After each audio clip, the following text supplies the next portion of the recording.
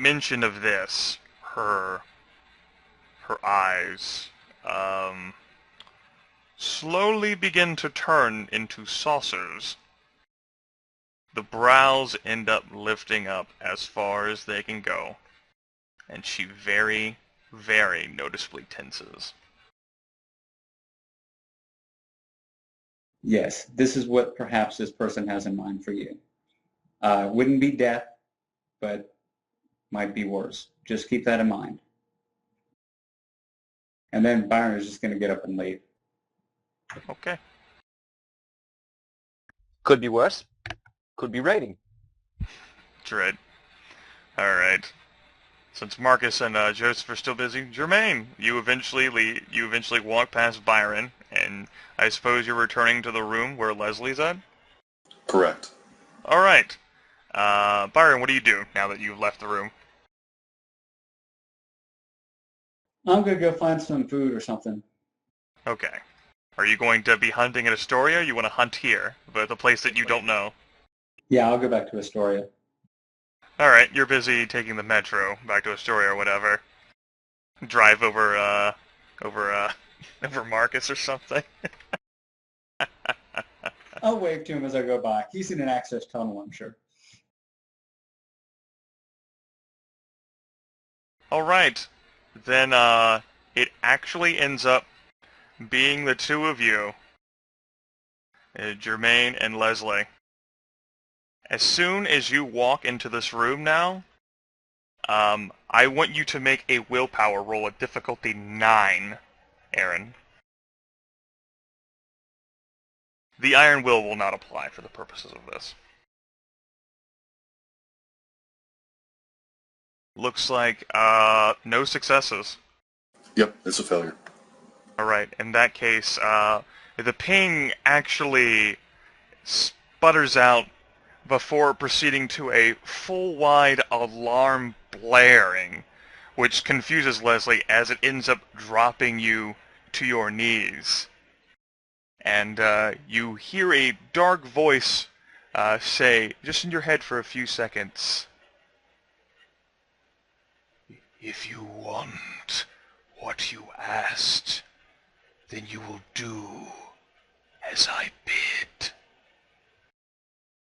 That is the reward for success, and I will not enter here again.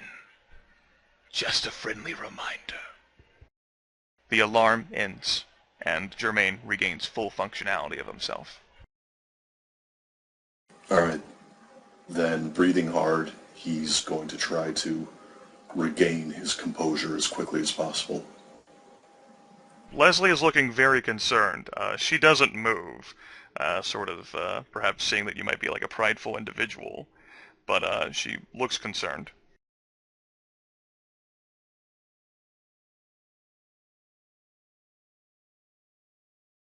I'll give her a measured look, and then point to the box. This. She quirks her head curiously, lifting a brow. It's a box. It certainly is.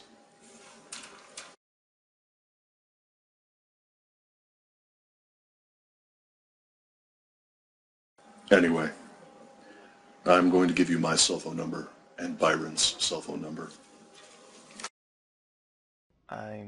I'll try to remember them all, I guess. Along with that other number you gave. I'm going to write it down for you. I see. Joseph, by the way, doesn't have a cell phone. It's his two ghouls who each have cell phones.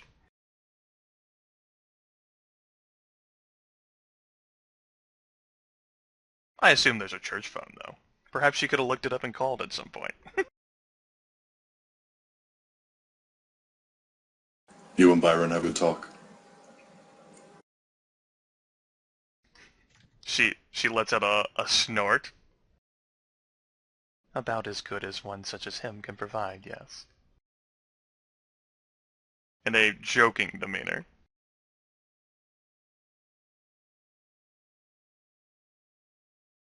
I really don't know what she has against Byron. I'm trying to figure out if she was following us around, what she saw that made him hate him Out so of much. character, she will feel strongly about you because you gave her a blood point. Ah, fair enough.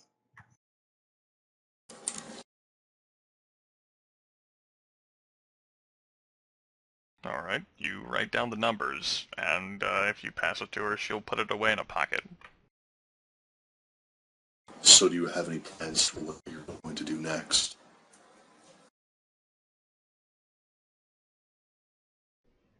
She shakes her head, and shrugs.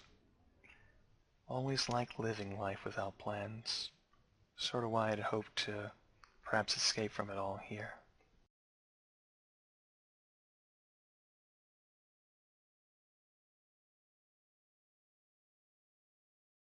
For what it's worth, I think that you're going to have to either run away again or throw in with someone.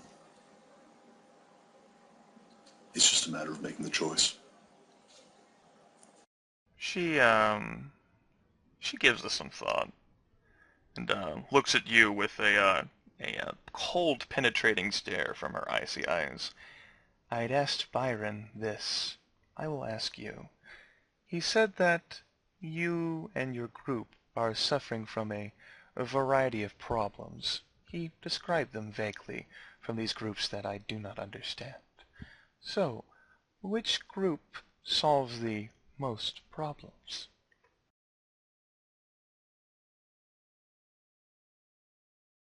The Sabbat do not. She actually ends up spitting on the ground. No, not them. I believe we might have solved theirs.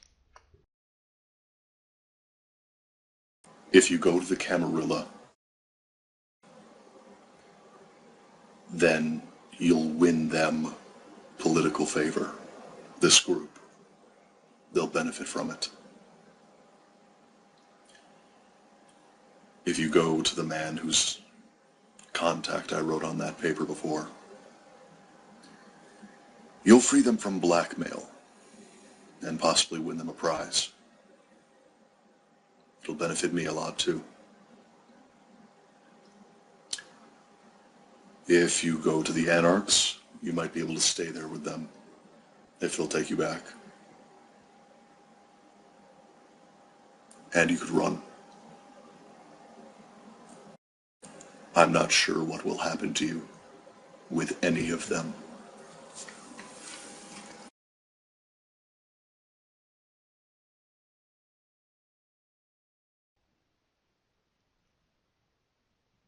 She, there's a long pause, and, an expression comes over her. It changes, it shifts. The penetrating stare, there's a new glint in the eyes. It's almost as if, not exactly she's becoming a completely different person, but as if someone else has put on her instead. The voice remains the same, but she says, there is something that hunted for me in the warehouse at the Steinway Warehouse District. Warehouse number 13, where my friends died. It was not Sabbat. It was not this. It was nothing I'd ever seen before. Nothing Camarilla. Nothing. The best way to describe it is some sort of bestial, flesh-covered monstrosity with baleful glowing eyes. The ability to superheat lances of pure light and heat, sending your loved ones, everyone you thought you could care about, into some sort of mindless, violent nature before they were cindered and reduced to ash. That is what hunted me there. With such creatures coming after me like that, I had almost welcomed my death, and I was very angry towards... She gestures a hand towards the torpor body of David, for him, for deciding to rescue me. I did not want to come back to this hell, not when such things like that exist.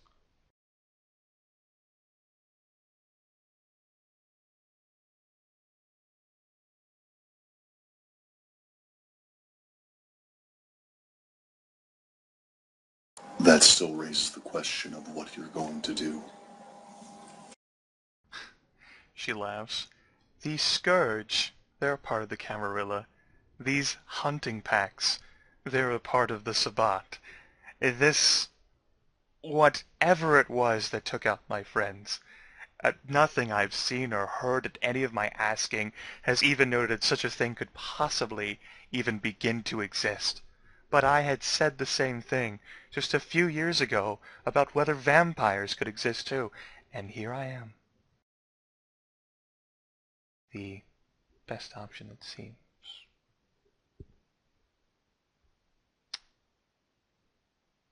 Jermaine, why don't you make the call and take me there?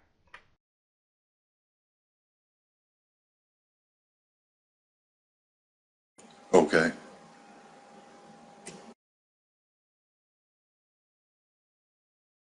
And then he'll do just that. All right. Does Jermaine wish to contact anyone else beyond the number that the Zlatcha gave him?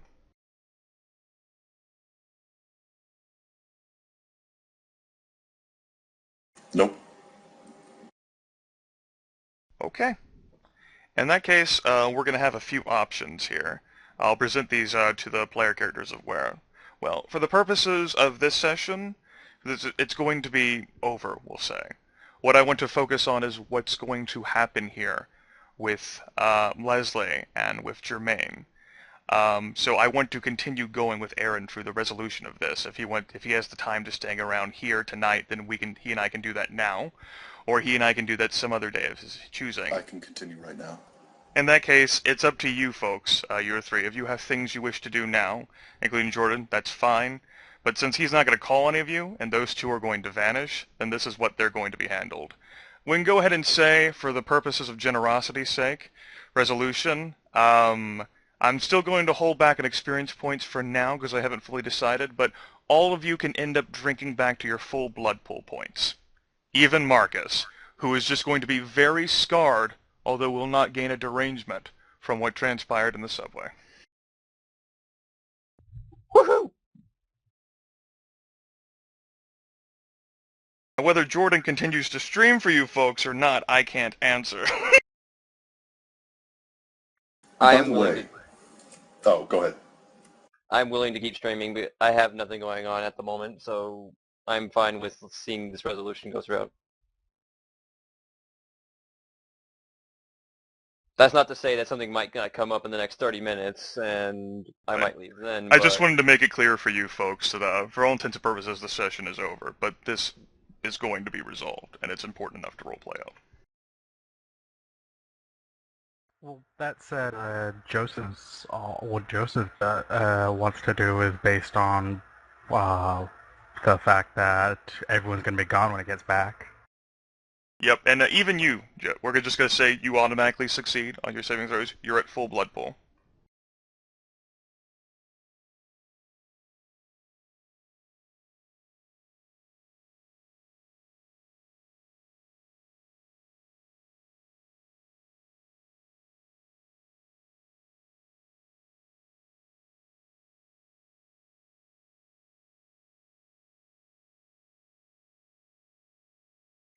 Have I, by the way, fulfilled my nature or demeanor in any way this session?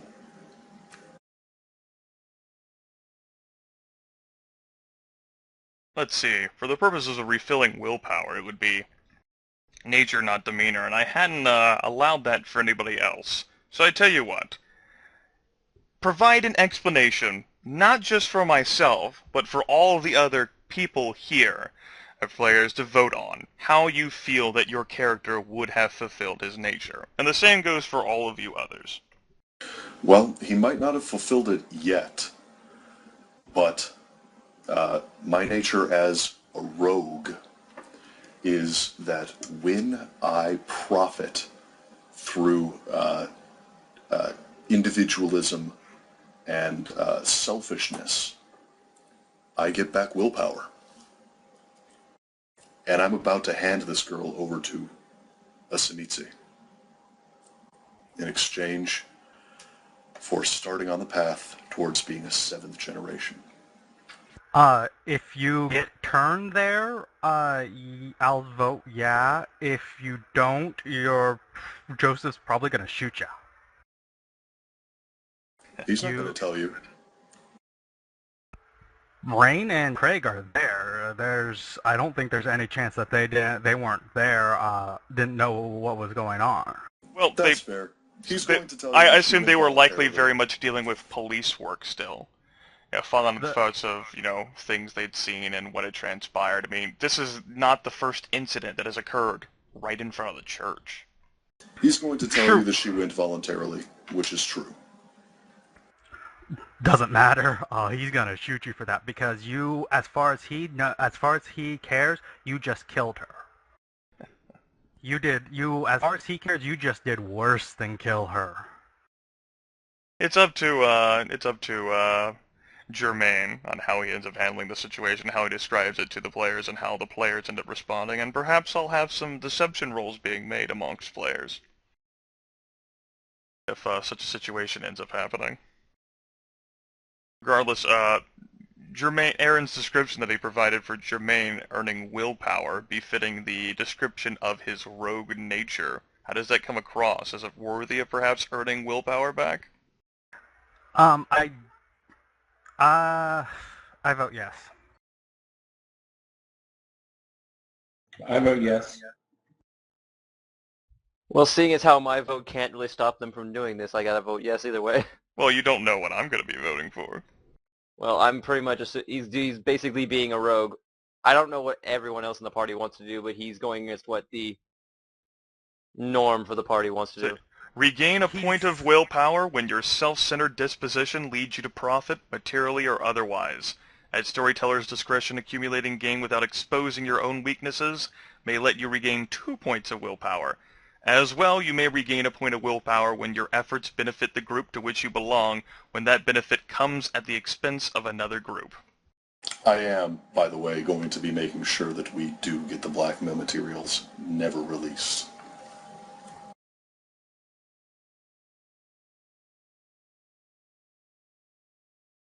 There you go. And along the way, again, anyone else, hey, if you feel like possibly making a nature argument for me for the purposes of replacing willpower in the future at the end of each session, you can now go ahead and make that. No, as soon as... Sorry, go ahead. I don't think Marcus is going to get a point of willpower back because his nature is bon vivant, which is when he actually truly enjoys himself. I don't think he's enjoying himself right now in the sewer. Probably not. But I mean, I did rule that everyone ends up getting a willpower, like not a willpower, but all their blood pool back. Perhaps that's how. Yeah, yes, on rats, I don't... Go ahead. On rats, I don't think that's going to be enjoyed himself. It's only like, what, 56 rats or something? I don't...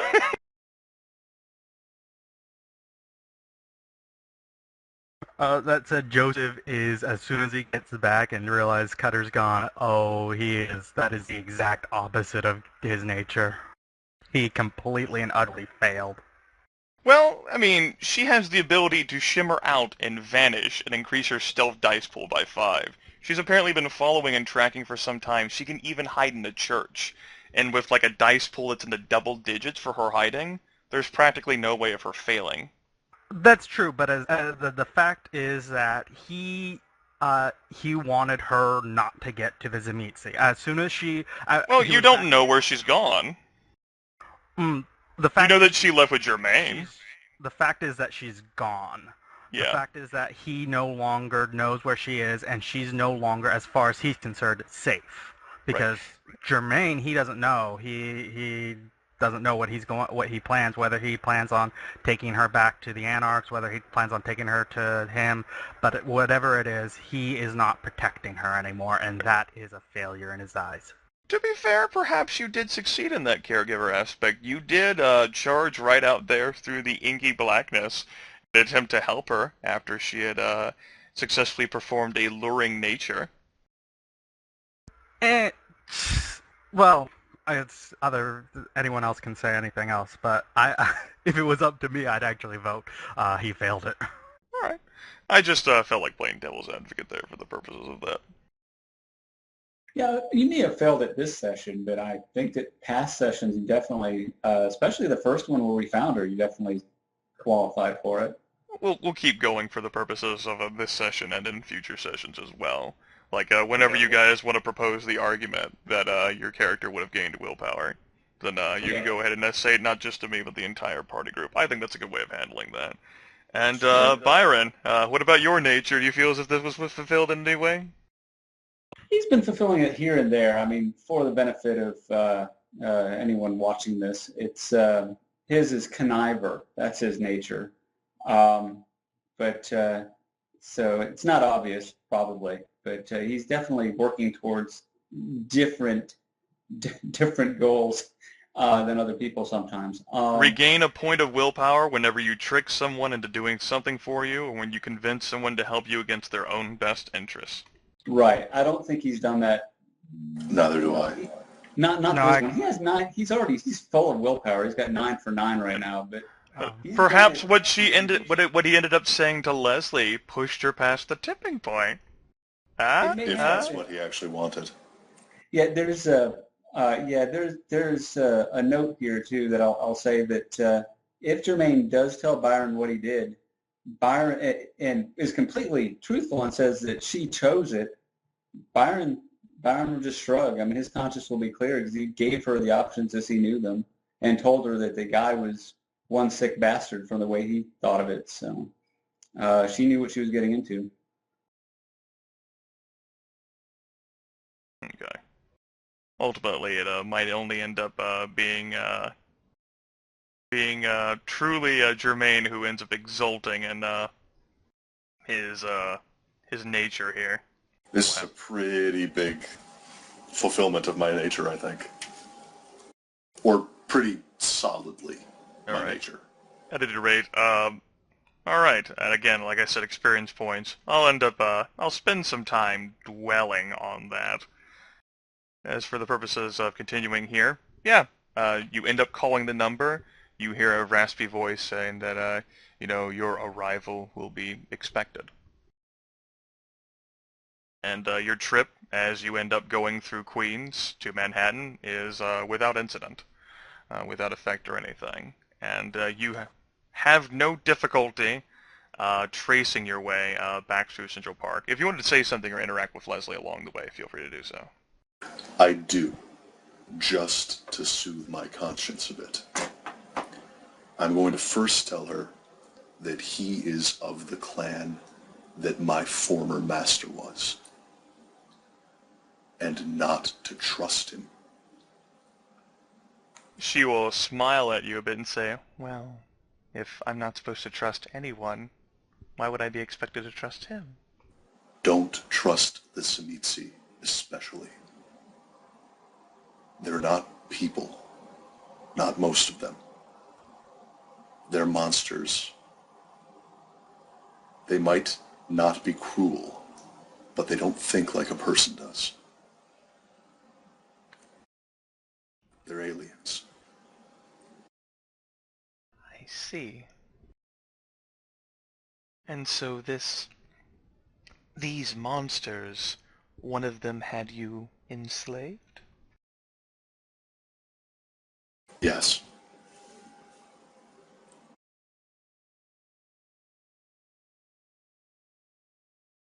I wasn't treated nearly as badly as I could have been. They're not all cruel, but they're all alien. Don't expect them to behave like a person does. We're all vampires. Present company Not. excluded. Not like that. You'll understand when you see him.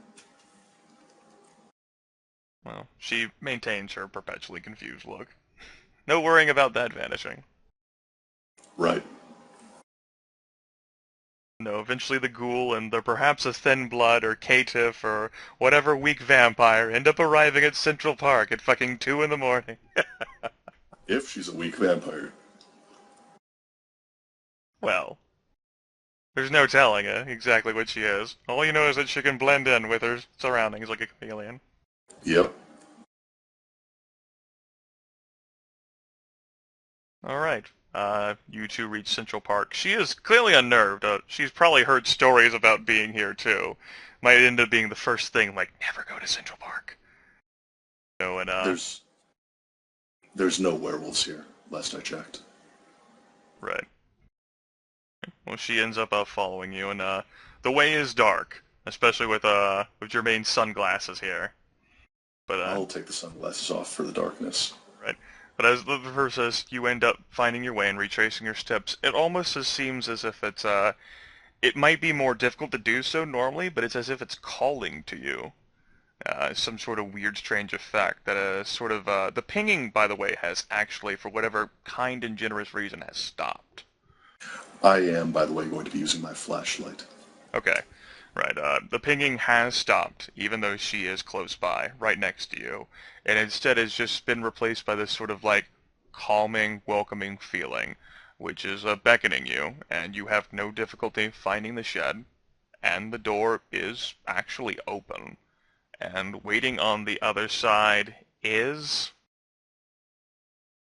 that same creature, the Zlacha, who ended up escorting you out. Perhaps it has been forced to wait here the entire time, ultimately.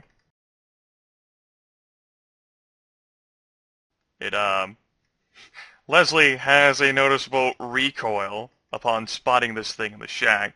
She jumps back. She actually hisses, baring her fangs.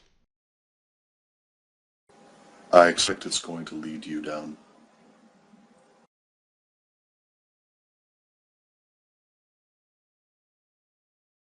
Are you coming? She looks at you and says, "You weren't kidding." I wasn't kidding.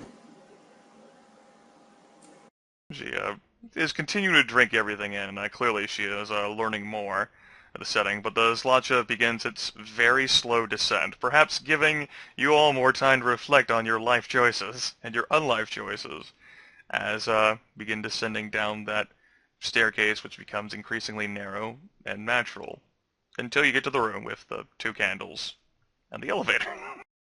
Oh, by the way, you can add this whole situation to my flashbacks list. Oh, goody. Just putting it out there. Right. The Zlacha, as it turns out, is able to press in this rather complex series of double digits very fast. So fast that it's really goddamn hard to keep an eye on, and then it presses its own deformed hand against the scanning panel, which opens the elevator. She says, "Elevator? This far below candles?" Looking at He Jermaine. wasn't. They weren't kidding about it being a half-mile underground. An elevator? How does it even function? I don't think that the vampire knows. He seems a few centuries out of date. I see. Perhaps because he doesn't know it somehow defies the laws of everything we understand. Oh, sure. That makes sense. Just about as anything does in this crazy world. You two pile onto the elevator with this Zlacha, and it slowly begins its bit of rickety descent into a realm full of earth and the smell of the grave. Which... Before it Oh, go ahead. Before it reaches the bottom, I'm going to tell her, oh, and don't be surprised by the house. Ding! Exactly. She looks outside. The Zlacha begins his way down the cobblestone. She's just actually standing in the elevator, just like this wide open. Her jaw drops. She regularly breathes, so she's just breathing in the surroundings. Stinks, doesn't it? I can't believe this is all down here. I never knew this. I never knew many things were possible. Under Central Park, right? I thought there were werewolves there. I've lived in this my whole life, except for when I was in the army.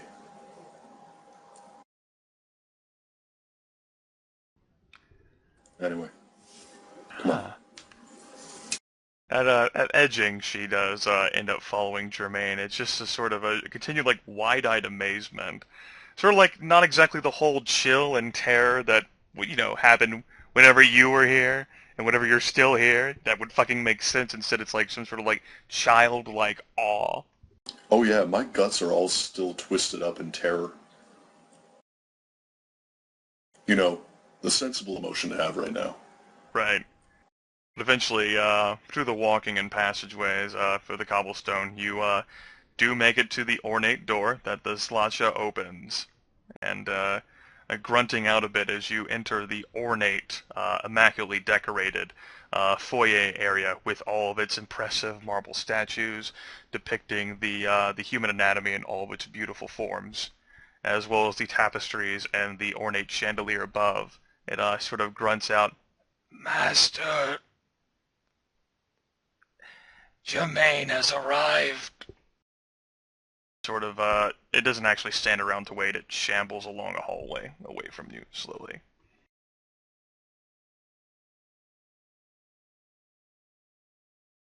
I continue on in. But you two end up standing there in the area, unless you actually go exploring around. Oh God, no. For a few minutes. Perhaps the master was busy.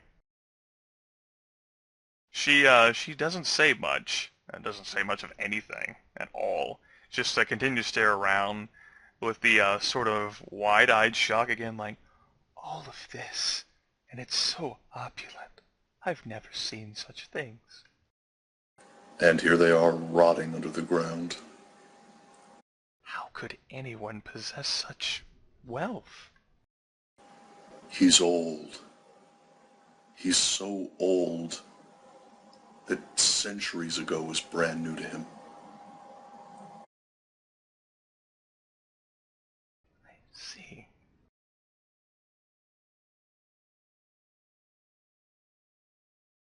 And then the lights seem to dim a bit on themselves. Perhaps that's because, slowly descending from that spiral staircase upon that red ribbon of blood, carpet, along the way, the black-nailed hand trailing along that same bone railing, is the otherworldly creature, Vsevolod Cerveni. She's sort of continuing to stare wide-eyed around, but it ends up going into her face, along with the rest of her. She stops breathing, which is okay, she's a vampire. It suddenly freezes as she gets her first look at Vsevolod.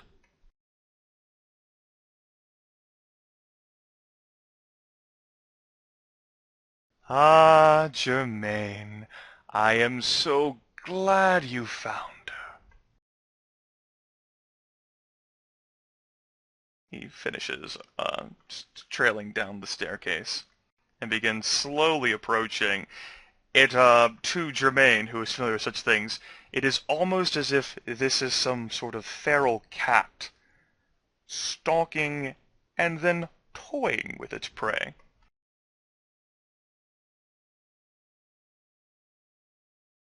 He'll take a nice, slow, deep breath through not his nose.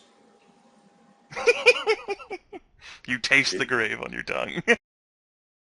It's too late at this point for him to do anything.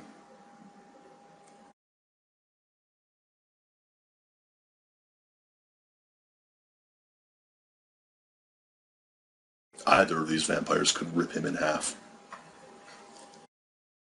Factual statement, he did walk into the lair of the beast here. Alone. Completely. Yeah, Vsevolod seems to have that little, just slightly edging above the ground, floating type thing. Leslie is still paralyzed, in complete shock at the absolute overwhelming presence combined with the intimidation and sheer fear this alien inspires. Jermaine, for his credit, with 9 total willpower, he will succeed on this, but it's sort of like, one of the passive effects of intimidation just gives off this passive aura. this is the most terrifying, most frightening individual creature Jermaine has beheld in his entire life.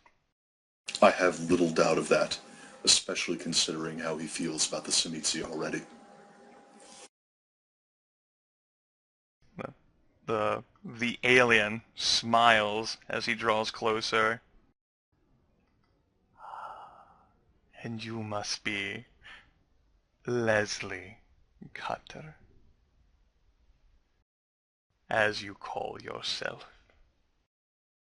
She, jaw agape, slowly, incrementally nods up and down. Why don't you come closer, my dear? Let me get a better look at you. He beckons with his hand, and without hesitation or resist, she begins walking towards him.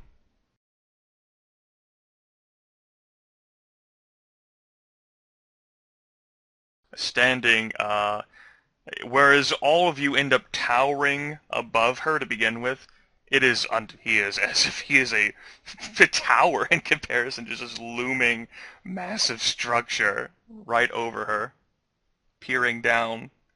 The soulless orbs of his in his eye sockets almost seem to twinkle a little. The smile grows. He extends a clawed hand, almost gently, stroking through her hair. Jermaine, you have done a great service, and you were not even involved in the incident with those others. Do they, by chance, know that you have brought her to me? They will, eventually. But I took it upon myself. Indeed you have. His eyes shift towards you. Leslie, for her part, is staring completely enraptured at Sevalod. He looks at you, Jermaine, and says, for their part, I will ensure that they have nothing to fear from the blackmail information that my sources have accrued. I do not wish for the Masquerade to be broken either, despite my current state of being. To that end, it will no longer exist. You will understand that no one can be fully trusted, and nothing can be fully proven. So, I suppose in that instance you will have to accept my word for it. I nod. That is something you can tell them, and whether they can go on in existence with a fact such as me lording this information over them for the rest of their lives, I can't even begin to fathom. But no, that is not your problem, Jermaine. I imagine that it is not your problem at all. Dimitri! He sort of swivels his head over his shoulder, looking down that same hallway. And there is a pained groan as the gentleman who escorted you here originally, the scarred man, is rather sort of painfully shambling back into view. He's still well dressed, and his awkwardness is gone in reference to pain instead. He is greatly limping. Although it does not look like, he's bleeding or he has new scars on him, but certainly that he has been roughed up considerably. And he is carrying a vial that appears to be pint-sized. It is actually filled with a dark, rich, red liquor.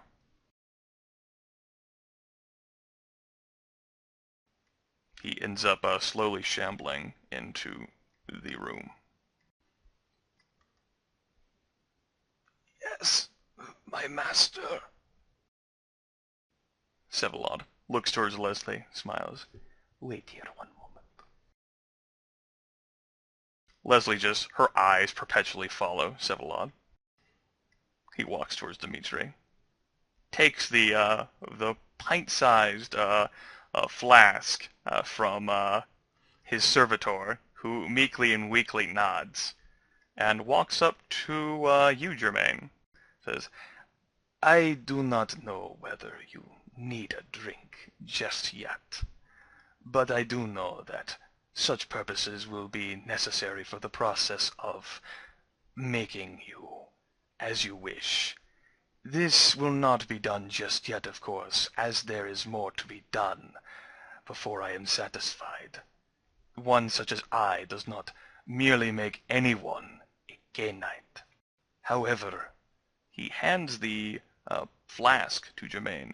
Consider this a token of payment in the hopes that you will be inspired to continue helping.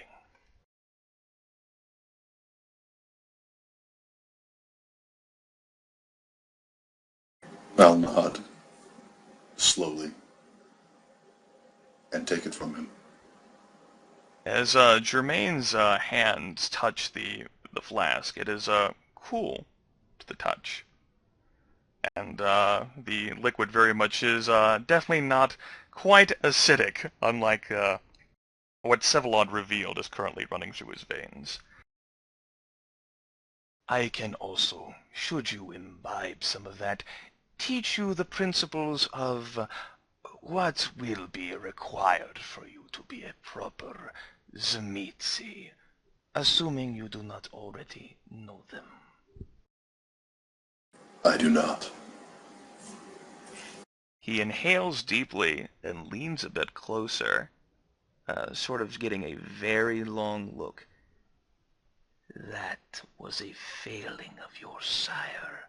I will rectify.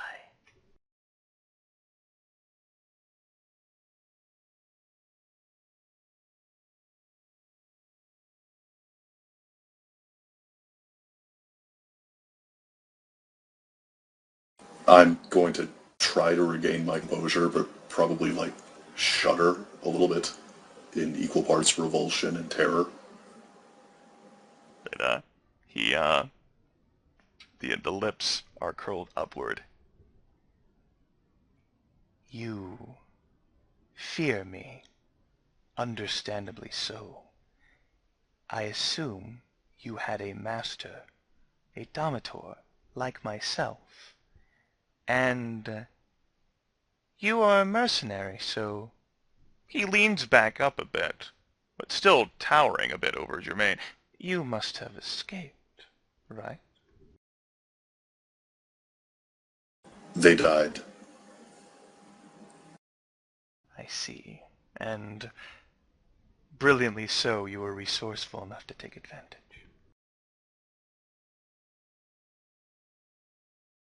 I survive. He nods. And then extends a hand out. Would you please return the artifact to me, Jermaine? He carefully places it in his hand. As Jermaine extends his hand and deposits the cube within the aliens and return, the claws sort of grab around Jermaine's wrist. And there's sort of a tap as the other finger just touches itself, from the other hand, against Jermaine's forehead. And his mind is sort of instantly filled, not with anything threatening, unless he considers a grand glut and wealth of knowledge pertaining to the basic rudimentaries of vicissitude suddenly and virulently attacking his brain. Yeah, that's a little bit threatening. Yeah, it's a convulsion and sort of shattering revelation of knowledge pertaining to the vicissitude discipline.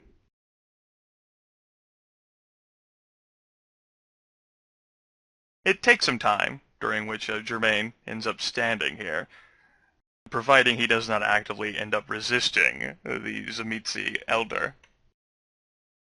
Oh yeah, no, it's a great idea. But as it turns out, it's a sort of a time where he's not exactly sure how much time has passed.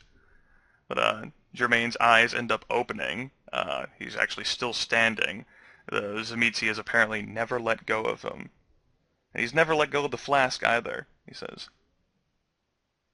I always find it so much easier to teach new prospects in a more condensed manner. For storyteller out-of-character purposes, this is actually the revelation you need, along with the consumption of blood, to begin the path of vicissitude. Vsevolod is a Zemitzi elder. Normal rules of training experience don't apply to him. Goddamn. But you will be required to learn beyond the first step on your own, even if I do embrace you. It is important for every Zemitzi to gain his knowledge individually.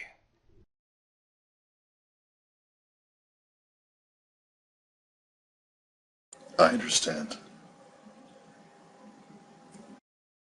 He quirks his head and says, that will be all I require from you for now, Jermaine. But there are other tasks ahead. Those I feel would best be delivered to the group after you've told them of what it is you have done, so that they know blackmailing will no longer occur, and they will be ready for further rewards should they choose to accept the next mission. The lips on the rubbery skin, which had thinned out, actually grow back into a smile again. Of course, if they have no interest, there will be no penalty. I've already agreed to forget about everything that transpired. That's what bringing Leslie Cutter here was for. Rather, it's an opportunity for you, mercenary. Particularly if they are not so accepting of how you have helped them.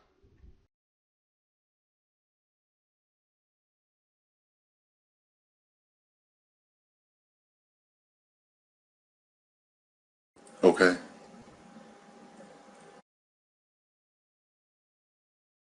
Yeah.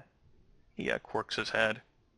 Are there any questions or concerns you have, Jermaine? The browless forehead sort of wiggles and arches a little bit as if to ask, whether he actually does.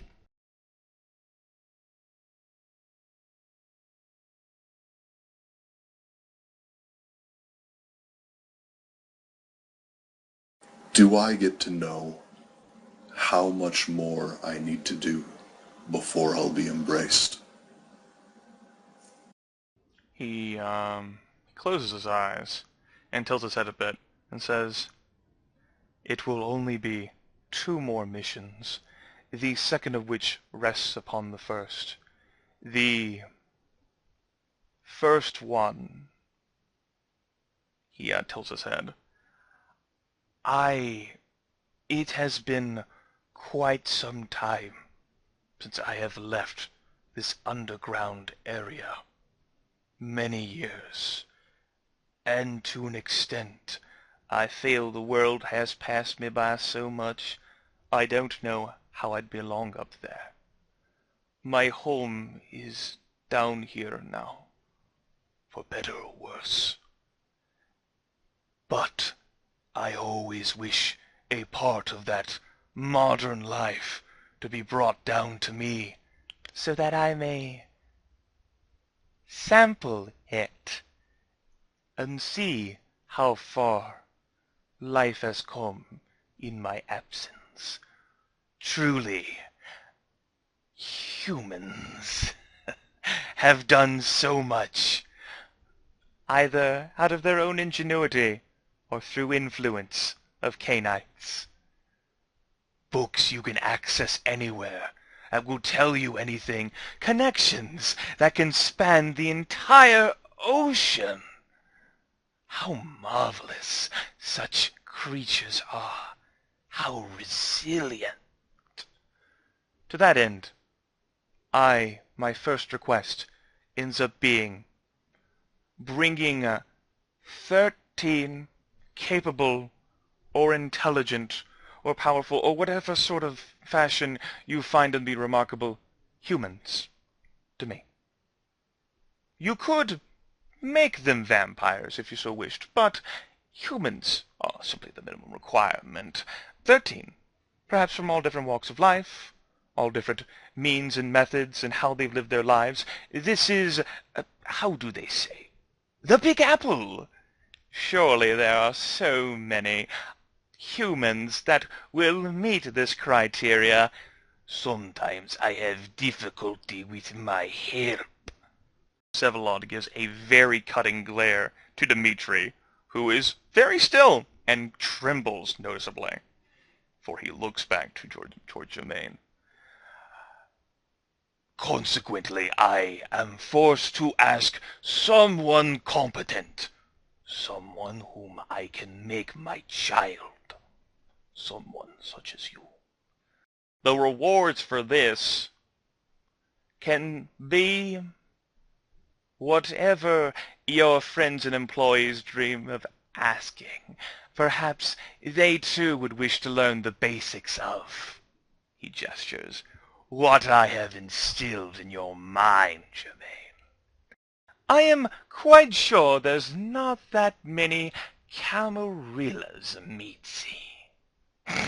No one would ever dream of seeing a fiend working with those hated warlocks.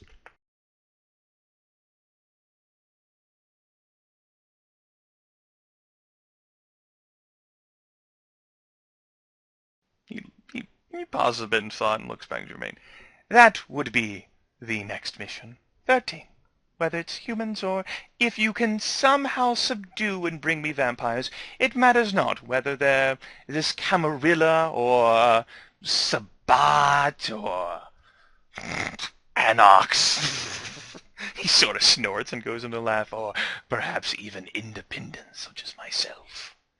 It matters not. If you can bring them here, I will take them. I will not assist you in this matter, only once they are brought here.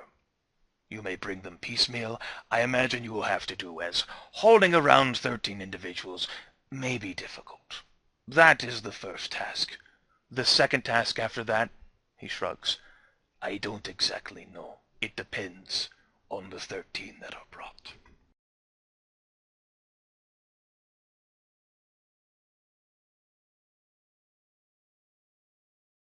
Then I'll do it. He smiles. Wonderful. Wonderful, wonderful, Jermaine. I am so glad that we have been brought together.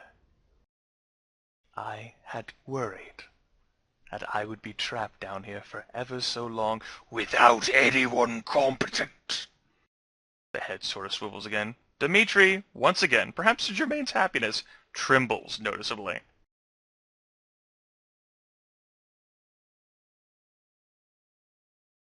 Sevalod's head rotates back towards Jermaine.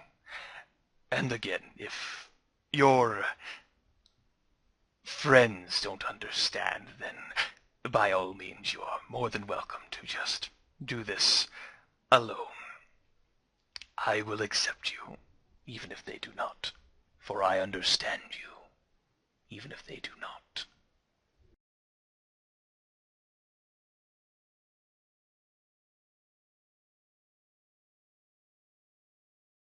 Thank you.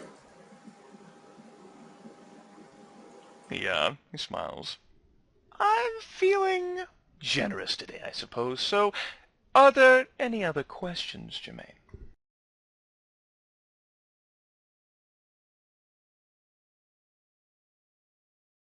Aside from intelligent and capable, do you have any preference?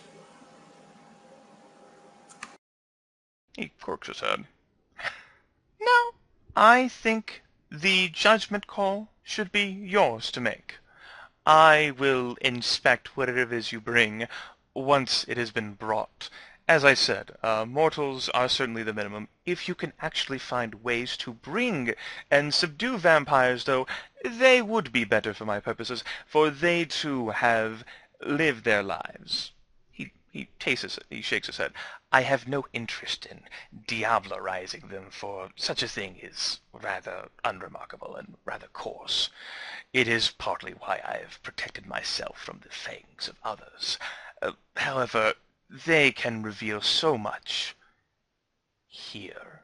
And the claw reaches out again and rakes along Jermaine's arm, going from the shoulder to the palm. Their skin says so much.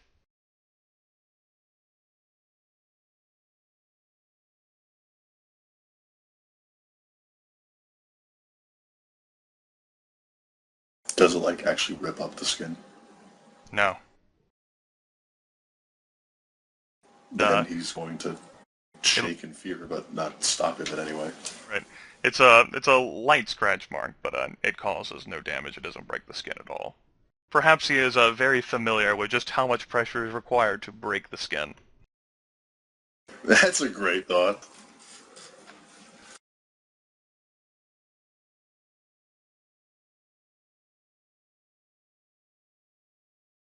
Anything else, Jermaine? The Ouroboros has been following this group. He frowns. Has it? The eyes cut over to look at Dimitri. Dimitri, what do you know of this? Dimitri violently shakes his head from side to side. Now, Dimitri, you've proven yourself to be incompetent in the past. There is a loud scream, which is immediately stifled. He falls down to a knee and clenches his temples as Sevalod outstretches a hand. Master, there is nothing revealed, no,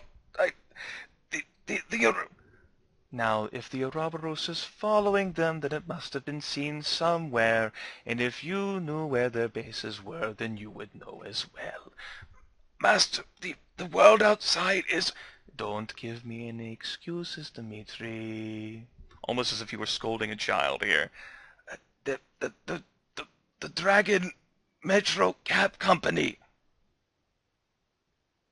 The pain slowly apparently relaxes from Dimitri, and he's allowed to speak better. Master, there is a cab.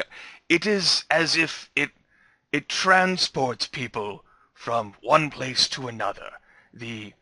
Like the underground caravel system below the city that is responsible for carrying people from destination to destination. That is as if it were in these cabs. They are yellow automobiles that are responsible for carrying folks who do not have their own automobile in the city from place to place. It is a matter of convenience, and for some, they do not have any other method of quick transportation here. They have an Ouroboros as a sign.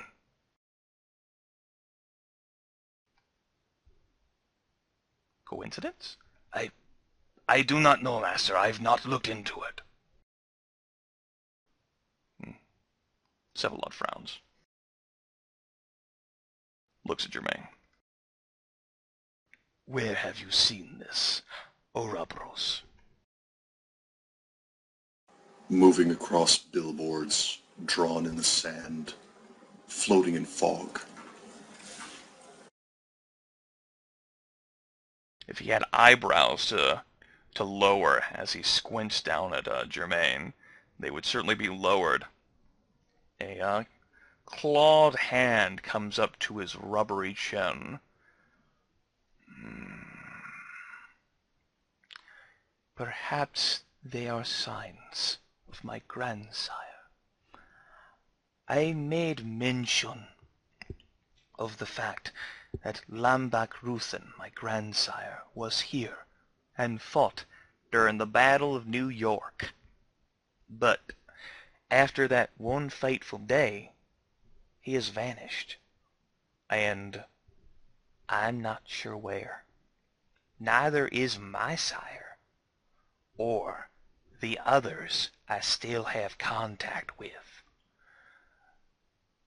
For as much as we keep knowledge from each other, we are still interested in his whereabouts. Perhaps these symbols are a sign of him. He's actually focused his attention away from Jermaine. He's got his head shifted up towards the ceiling of his mansion. He's, stopped in thought here.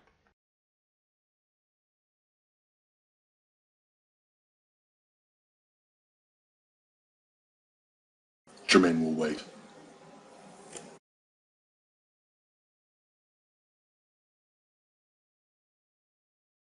He says, "You know, if you could somehow find my grandsire and either bring him to me or at least learn whatever it is that has driven him away or whatever might be causing the sign of the Ouroboros to be appearing all over the city, perhaps in violation of informing all of mortality of our existence, that would be worth a great reward indeed.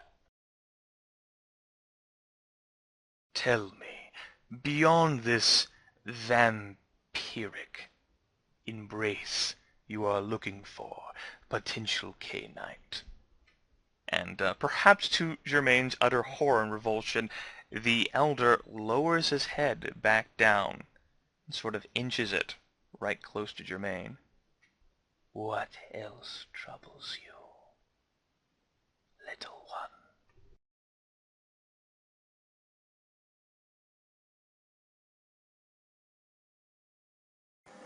Why are you not with the Sabbat? He snorts. "The fools do not interest me. They are concerned with whatever it is that suits their flights of fancy." He leans back so that his arms can get into the whole gesticulating thing. "They are absurd with their whole process of their vinculum and the consumption of each other's blood as if they will some sort of bond of loyalty, ability to trust each other and themselves.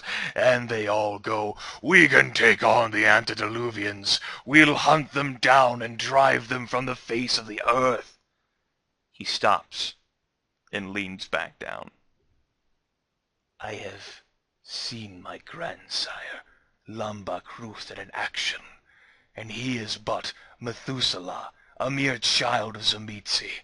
If Tzimisce itself were still in existence, if any of the antediluvians were still able to come out of their graves, what hope would a mere pack of raving fools have any chance against them?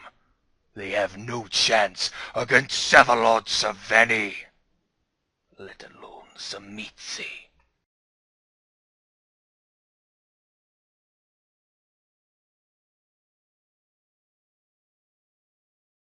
Besides, it amused me to see their pitiful attempts at persuading me so long ago.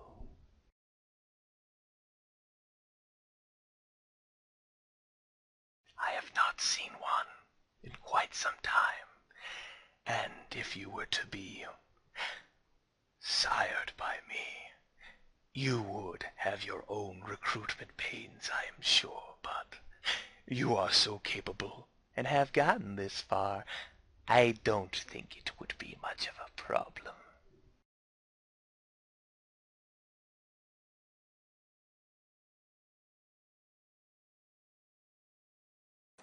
I understand. Will I get to know what happens to the girl? My employers will want to know. He, He gives this serious consideration. Sort of looks back at Leslie, who is staring at this alien with what has apparently become, during the time that Jermaine phased out there, adoring eyes. Loving, even perhaps slaving, before looking back towards Jermaine. That I cannot answer for sure. She will be safer with me than she would have been with those that seek to use anything as a political tool. Just as in my time, so many years ago, they continue to squabble over scraps at a table. They would have done so with her, as I am sure you're well aware, Jermaine. Here, my main pursuit in life is information.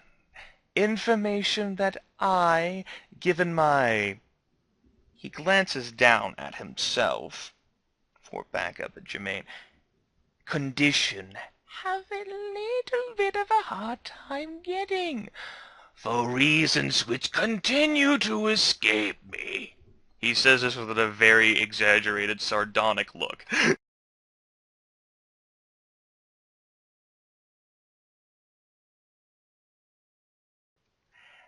She is hopefully an opportunity for me to learn more about the world, and perhaps more about us Canaanites than perhaps even the 13 that you will bring me.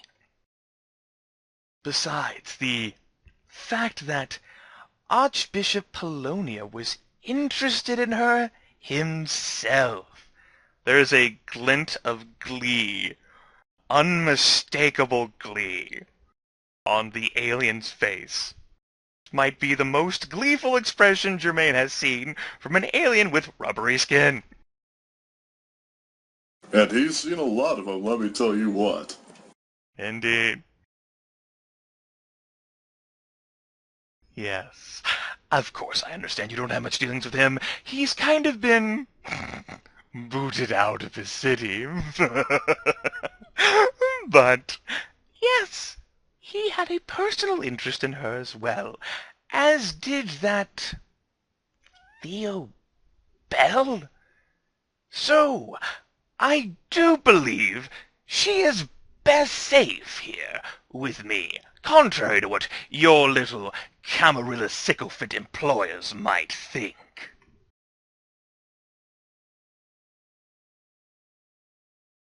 Why were they interested in her? He shrugs. That, my dear Jermaine, is what I am hoping to learn.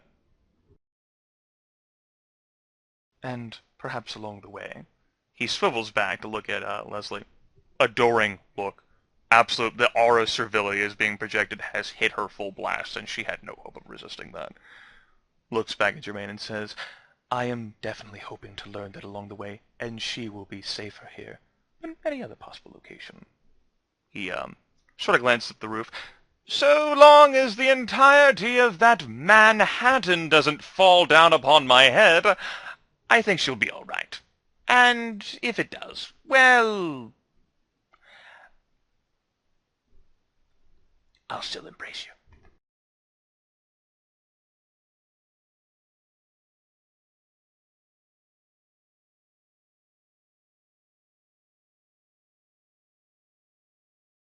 I don't think I have any questions for now. Good. I believe I will actually... One final thing. Dimitri, if you would please... There's a sort of twitch and the herky-jerk movements of Dimitri, who is very much cowed and terrified in the presence of his master, and not smirking at all, pulls out a silver key and hands it to Jermaine. My escort service will not be carrying you in or out. If you have all of these bodies to deliver, then you should be free to go at your own pace. you may have that. You are always welcome here. But if you bring your employers or everyone else, you will want to call ahead.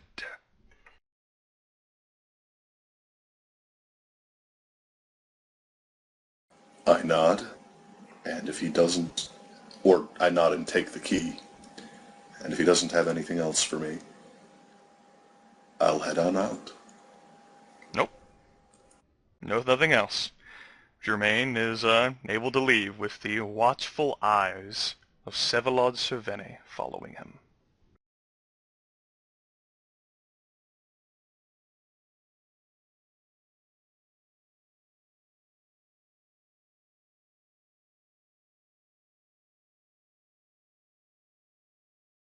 All right. As soon as I get to the surface, I'm going to let myself finally have a little panic attack, regain my composure, go get some hard liquor, and drink myself to sleep. All right. That takes care fully of what Jermaine needed to do there with the Tzimisce Autarchus. Now, for the purposes of this, as not only have you assisted yourself, Jermaine, not only have you helped, your own group, but it came at the expense of others, namely the Camarilla and the Sabbat. You can go ahead and restore your willpower back to 9.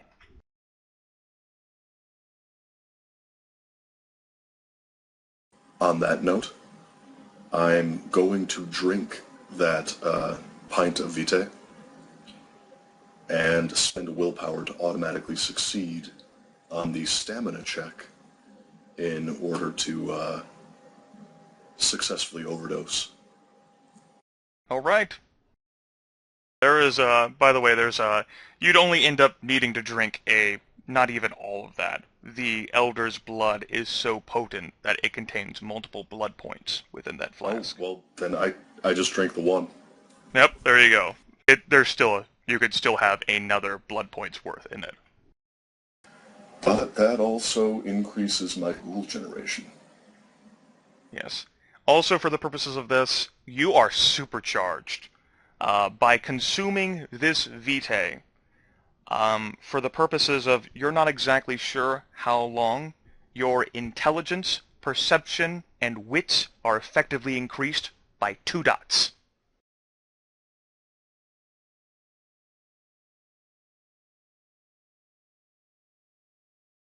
Holy goddamn.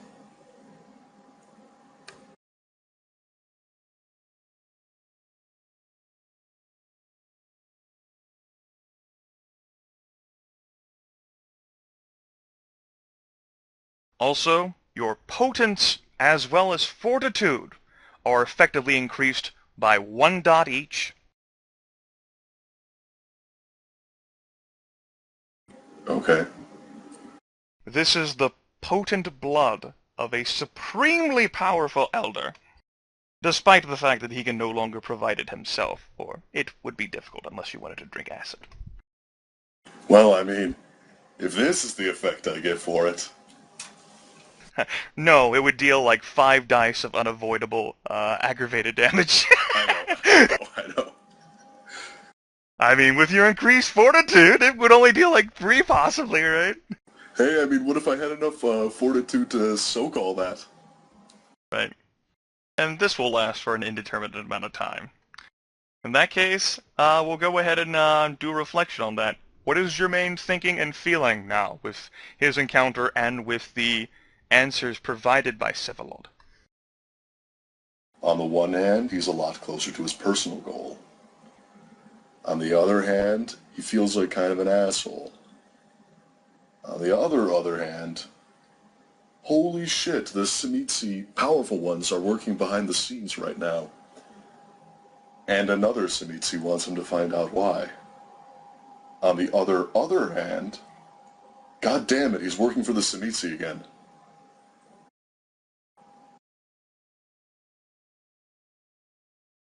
whole lot of bad going with his big step towards his personal goal. Now, of course, Jermaine ended up being the one who wanted to choose his sire. Considering all the bad experiences he had with Zemitzi, why would he opt to go for such a powerful elder? Who is Zemitzi? For the power. That's something you can only pick once. Unless you're wanting to diablerize, but... Well, we've certainly proven that if you become a 7th gen, you ain't getting to 6th gen through him. Exactly. The perfect relationship. He doesn't have to worry about you eating him so he can be more relaxed with you, right? Yeah! No, that's great. Sure. Whatever. How much And, or how little does Jermaine plan on telling the player characters? What is he going to devise? Because Joseph, Jermaine has probably spent enough time. Joseph kind of has an attachment disorder to things. He might be the most offended, but certainly Byron and Marcus would want to know why Jermaine took this into his own hands. What is he going to do?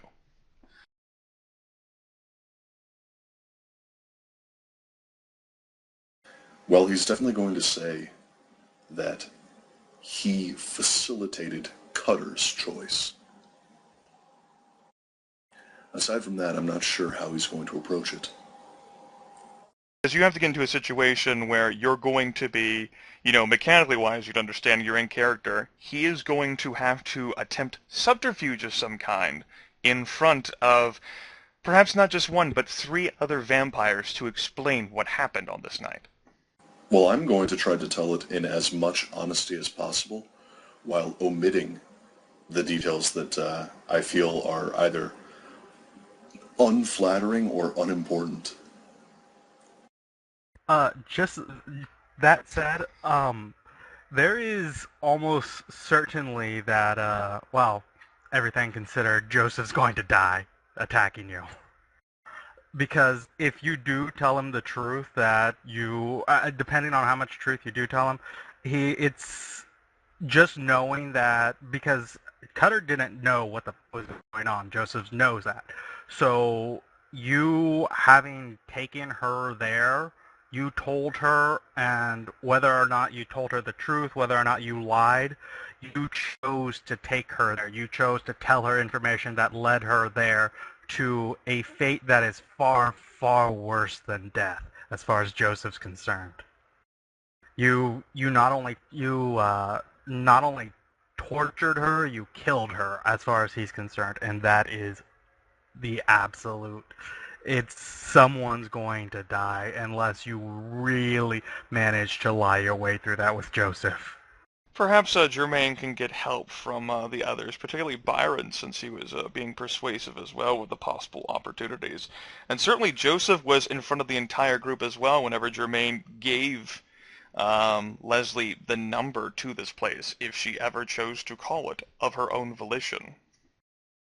Yeah, I'll mention that Byron, while he's not going to get that upset, he knows what he told Leslie Cutter, so he'll know that probably she went there with her eyes open if she chose. But depending on how it goes down, he may or may not want to cancel the contract with Jermaine, because he didn't inform the group at all what he was doing. That's fair. His counter Oh, yeah. to that is going to be that Cutter said that she wanted to go. Then. So he took her. Then. Yeah, but Oh, yeah. you had our numbers, or at least you had Byron's. He tried to get a hold of Marcus. Marcus is fringing in a subway. Oh yeah, and on top of that, you did that in his, not only his domain, in his haven. So you not only backstabbed him, you backstabbed him while inside his haven, which he had repeatedly taken you into. I'm not going to tell him that. Will you emphasize the rewards that were offered to the coterie?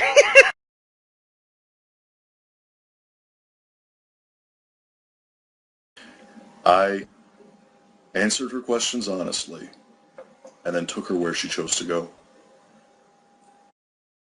Oh, he doesn't he won't doubt you on that. He won't doubt you on the fact that you were being honest. It's the fact that you took her there. The fact that you didn't actually stop her from going there. You were supposed to lie to her. She doesn't know any better, Jermaine. Not To, lie to to which her. I'll respond, I'm a mercenary, not a liar. You hired Right, me to protect you, you're a and mercenary I did so with honesty. You're a mercenary that's working for us, and then while in my domain, you I backstab protected me. you. You didn't give him any orders on what he was supposed to do with Leslie Cutter. How was he You didn't supposed give to me know? even one order on that. The only person who That's came even close to it was Byron. That said, the conversation probably won't even get to that far. Yeah, Joseph will probably And shoot you the technically, very. Byron's the one who holds the contract. True, but neither here nor there. He's gonna Per- want to per- shoot you the perhaps, first chance he gets. perhaps Jermaine, in his drunken stupor, although incredibly intelligent, perceptive now, can call Byron after that. Try to hedge it in. Maybe get his voicemail. Well, what time is it? It's you're looking at like 2:30, 2:35. Well, I mean, Byron is going to be around the story of hitting up nightclubs and stuff, looking Yeah. for. So, I mean, he'll have his phone. He'll be up and around, obviously. So. Then you know what? Let's handle this conversation right now. All right. Because if it's that time, he will call Byron at least. Joseph, just wouldn't get a hand as soon as I get blood back and once I get back to my haven, and realize Cutter's not here. He's calling Byron, Marcus, and then Jermaine because Okay. or no, if Rain or Craig mentions that he left with Jermaine, he'd call Jermaine first. In that case, whenever Jermaine gets out of the Central Park, he would notice that he has a call pending from Joseph. Wait, you mean there's no reception down there, hundreds of feet under the ground? Who knew? No.